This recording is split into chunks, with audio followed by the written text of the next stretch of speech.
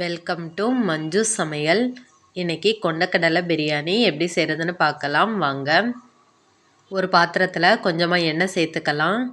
எண்ணெய் சூடானதும் ஒரு ஸ்பூன் அளவு நெய் சேர்த்துக்கோங்க. நெய் நல்லா உருகுனதும் ஸ்பைசஸ் சேர்த்துக்கலாம். பட்டை, கிராம்பு, ஏலக்காய், பிரிஞ்சி இலை எல்லாம் சேர்த்துக்கலாம். இது நல்லா பொரியட்டும். இது பொரிஞ்சதும் 2 பெரிய வெங்காயம் நீளமாக கட் பண்ணி சேர்த்துக்கோங்க. வெங்காயம் நல்லா வதங்கட்டும். வெங்காயம் நல்லா ப்ரௌன் கலரில் வரணும், அது வரைக்கும் நல்லா வதக்கி எடுத்துக்கோங்க. இந்த அளவு நல்லா வதங்கினதும் ஒரு 2 ஸ்பூன் அளவு இஞ்சி பூண்டு பேஸ்ட்டு சேர்த்துக்கோங்க. இது பச்சை வாசனை போகிற அளவு நல்லா வதக்கி விட்டுருங்க. இது நல்லா வதங்கினதும் ஒரு தக்காளி சின்னதாக கட் பண்ணி சேர்த்துக்கலாம். இதுவும் நல்லா வதங்கட்டும். தக்காளி வதங்கினதும் ஒரு கைப்பிடி அளவு கொத்தமல்லி, புதினா சேர்த்துக்கோங்க. இது நல்லா வதங்கட்டும்.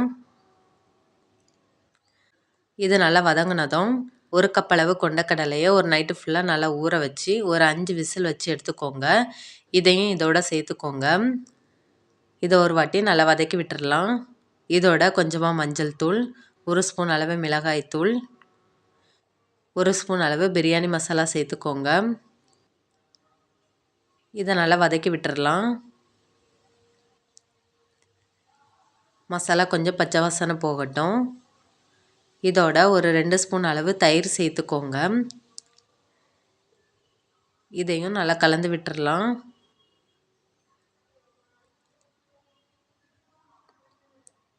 இப்போது நல்லா கலந்து விட்டாச்சு.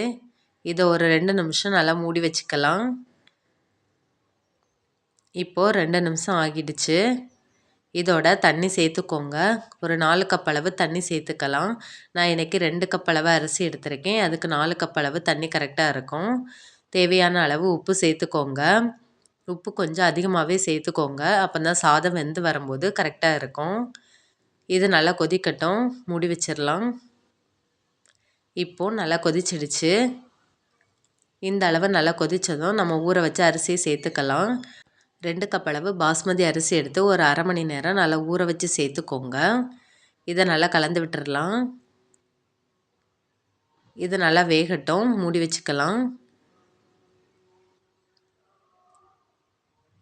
இப்போ கொஞ்சம் வெந்துடுச்சு. தண்ணியெல்லாம் நல்லா வற்றி இருக்கு. இதை மேலே ஒரு வாட்டி நல்லா அழுத்தி விடுங்க. 1 ஸ்பூன் அளவு நெய் சேர்த்துக்கோங்க. நெய் சேர்த்துட்டு இதை மூடி வச்சுக்கலாம்.